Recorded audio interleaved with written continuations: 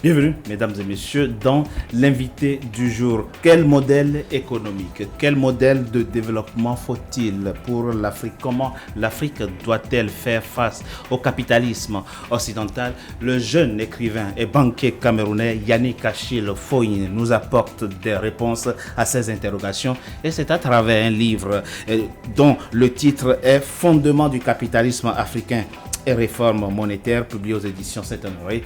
Je le reçois en personne pour en parler. Il est mon invité du jour. Yannick Achille Foyne, bienvenue à vous. Merci. Et merci d'avoir accepté notre invitation. Fondement du capitalisme africain et réforme monétaire. Quand on lit ce titre, on se demande de quoi parlez-vous concrètement? Et y a-t-il un capitalisme africain? Il n'y a pas encore un capitalisme africain. Et nous sommes dans une dynamique de globalisation, comme on dit. C'est ça. Et je me suis dit, nous on va dans la mondialisation, qu'est-ce que nous on apporte? À la mondialisation. Oui, mondialisation qui est conduite par le capitalisme à la fois européen, américain et chinois, et asiatique en général, parce qu'il n'y a plus que la Chine.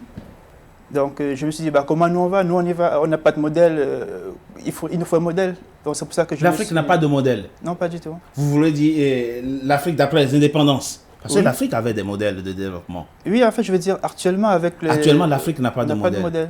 Qu'est-ce qui est implémenté? C'est le cas d'aucun modèle. Qu'est-ce qui est implémenté sur le continent aujourd'hui? C'est le capitalisme occidental, c'est ça? Le libéralisme tel que nous l'avons importé, c'est ça? En fait, c'est un ensemble de choses qui viennent.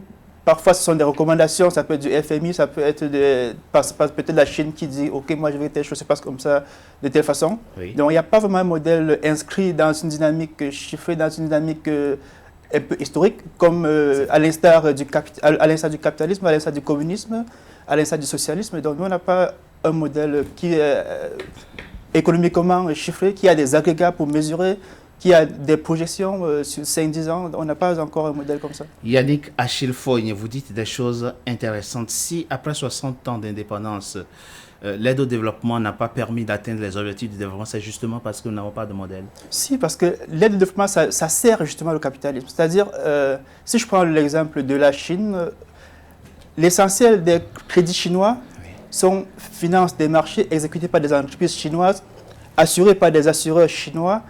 Les outils pour réaliser les marchés, c'est-à-dire que ce soit les intrants qui sont dans l'industrie ou bien sur la route, sont importés de Chine. Donc, ce n'est qu'un bras tendu d'un ballon en fait, du capitalisme chinois qui arrive. Donc, ce n'est pas le nôtre. Donc, tant que nous ne pouvons pas devenir un centre de création de richesse, on n'a pas de modèle. On sert à faire le capitalisme. On sert le capitalisme des autres. Tout à fait. Donc, soit on sert les modèles des autres. C'est ça. Ça, c'est le constat, c'est le diagnostic. Qu'est-ce qu'il faut faire? C'est quoi votre solution? Que proposez-vous dans ce livre? Justement, il était donc question déjà de dire c'est quoi le capitalisme sur le plan institutionnel? C'est quoi les institutions du capitalisme? C'est quoi les instruments du capitalisme? Comment est-ce que ces instruments fonctionnent? Et historiquement, comment est-ce que, j'ai pris par exemple le cas de la Chine, comment il a construit son capitalisme, qui commence en 1968 avec la réforme du président Deng Xiaoping. Donc, et en 40 ans, ils ont construit le capitalisme. Et ça fait 40 ans que la Chine a cessé d'être communiste? C'était en 1968. D'accord. Donc le président Deng Xiaoping qui a par ailleurs fait un séjour en France. Et au retour, dans sa dynamique politique, plus tard, quand il y avait justement la Chine était dans un impasse, la pauvreté a accru, beaucoup de difficultés, ils se sont dit, qu'est-ce qu'on fait? C'est un voyage dans l'un des pays asiatiques qui sous-traitait les produits américains, oui. Qui se dit, comment vous faites? Et ils ont dit, non, voilà le modèle que nous adoptons. Donc c'est au retour maintenant en Chine qu'ils sont réunis, ils ont adopté un certain nombre de lois et de cadres juridiques pour créer le capitalisme 1968. Le capitalisme propre? C'est ça. Le capitalisme chinois? C'est ça. Qui est différent du capitalisme occidental, dites-vous? En fait, ils emploient les mêmes instruments, oui. Mais à leur manière. D'accord. Donc ils sont appropriés le capitalisme. Alors, puisque nous on est africains, parlons de l'Afrique. Oui. Et la solution pour vous, c'est laquelle? C'est de se les approprier. C'est-à-dire? En quoi faisant concrètement? Vous parlez de fondement du capitalisme africain et réforme monétaire. On viendra tout à l'heure sur la question monétaire. Comment s'approprie-t-on ce que vous dénoncez? Puisque c'est de ça qu'il s'agit. En fait, nos stratégies de développement doivent être structurées autour des instruments du capitalisme. Si je prends le cas de la dernière stratégie du Cameroun, la SND, Stratégie nationale de développement 2030, oui. Il y a le professeur Ondoa Viviane qui a dit que c'était un recensement de bonnes intentions. C'est-à-dire un stratégie de développement qui est interprété comme procès d'université comme un recensement de bonnes intentions. Donc, ce n'est pas inscrit dans une dynamique économique. Il n'y a pas de réflexion structurelle derrière. Justement, on se dit, il faut qu'on fasse, on liste un certain nombre de choses à faire, mais derrière, il n'y a pas d'idéologie, il n'y a pas quelque chose qui peut brider les masses, quelque chose qui, de façon implicite, chacun peut dire, OK, dans ce modèle, moi, je fais telle chose, je suis responsable de telle. Et le modèle dont vous rêvez pour l'Afrique, comment doit-on se l'imaginer? C'est un modèle, en fait, qui préserve déjà nos valeurs, qui promeut la culture africaine, qui n'est pas basé sur la consommation, c'est ça? Non, pas essentiellement. Pas essentiellement. Et qui préserve l'environnement. Parce que de nos jours, on a une excroissance des villes en Afrique, par exemple, pour prendre que cela, c'est-à-dire les villes croissent de façon extensive, qui double de surface tous les 5-10 ans. Donc, ce n'est pas un modèle. En fait, pour résoudre cela, il y a des instruments du capitalisme. Si je prends le cas, par exemple, de la France, ici, nous avons accès à un marché immobilier. Dans la zone franc, par exemple, il n'y a pas de marché immobilier. Ici, si vous voyez tous les chantiers qu'on fait, c'est soit la BNP qui construit, soit c'est le Crédit Agricole. Mais vous ne verrez pas ça en Afrique, surtout en Afrique francophone.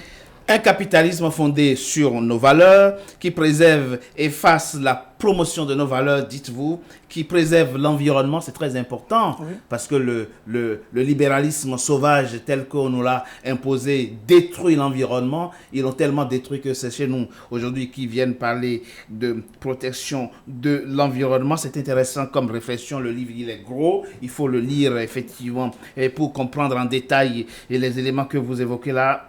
Abordons la question monétaire. Oui. Vous dites quelque chose de très intéressant dans ce livre que j'ai copié ici. Une économie forte produit une monnaie forte. Mais comme l'investissement précède la production, il va de soi qu'il faut d'abord avoir un système monétaire et financier fort pour avoir une économie forte. Effectivement. Nous voulons produire, mais comment est-ce qu'on finance? Jusqu'à ce jour, dès que quelqu'un pense à produire, il se dit, OK, il faut que j'aille en Europe emprunter, il faut que j'aille aux États-Unis emprunter. Mais il faut quand même donner en sorte de cette boucle, en fait. Parce qu'on ne fait qu'emprunter pour consommer ce qu'on a acheté chez la personne chez qui on a emprunté. Que faut-il faire? Là encore, sortir la boucle, sur le plan de la question monétaire. Que faut-il faire? Avoir sa propre monnaie, qui est une monnaie forte. Vous dites une économie forte. Pour avoir une monnaie forte, il faut avoir une économie forte. Tout à fait. Est-ce que les économies, vous êtes en train de dire alors que les économies africaines ne sont pas suffisamment fortes pour avoir une monnaie forte, ou bien il faut les rendre fortes? Et si oui, comment? En fait, c'est un peu l'histoire de la poule et l'œuf, c'est-à-dire une économie forte produit une monnaie forte, et pour aussi avoir une économie forte, il faut une monnaie forte. Donc, moi je dis, l'Afrique en fait est divisée en deux clans, en deux groupes. Il y a ceux qui ont leur monnaie et ceux qui n'ont pas leur monnaie. Donc, c'est-à-dire les pays de la zone franc qui sont encore en sous-traitance monétaire. Il y a les autres qui ont leur monnaie. Sous-traitance monétaire, vous employez là un mot intéressant. Ça veut dire quoi? Monsieur Yannick Achille Foigne, la réforme du franc CFA, c'est vrai, ça ne concerne pas encore l'Afrique centrale, ça concerne pour l'instant la zone UEMOA. La réforme du franc CFA annoncée et qui prévoit de le remplacer par l'éco, et que certains jugent de réforme cosmétique, répond à cette question selon vous? Justement, cette réforme est purement politique. Or là, cet ouvrage est essentiellement économique parce que la monnaie a deux volets. Il y a la monnaie politique qui dit qui prend les décisions, et puis il y a la monnaie économique, quelle décision on prend. C'est-à-dire une bonne décision peut être prise à la fois soit par Paris, soit par les locaux. Donc, moi je dis, pour ceux qui ont la monnaie, OK, prenez des bonnes décisions parce qu'il y a des pays qui ont la monnaie qui jusqu'aujourd'hui n'arrivent pas à la stabiliser parce que la monnaie n'est pas aussi quelque chose de très facile à gérer. Donc, il faut s'approprier franchement les techniques de gestion monétaire, s'approprier aussi l'environnement qui va avec. C'est pour ça que j'ai cité un certain nombre d'institutions, comme les banques commerciales, comme les banques d'investissement, tout ça qui doivent être impliqués dans cette gestion. Et qui doivent contribuer effectivement au renforcement de nos économies. Ce livre force à l'optimisme de toute façon, puisqu'il montre que l'Afrique a toutes les potentialités nécessaires pour avoir de fortes économies et pour secréter, féconder elle-même une forte, en tout cas, de forte monnaie. Merci. Merci Achille et Yannick Foigne. Vous êtes l'auteur de ce livre, Fondements du capitalisme africain et réforme monétaire, publié aux éditions C'est Honoré. Merci à vous. Merci.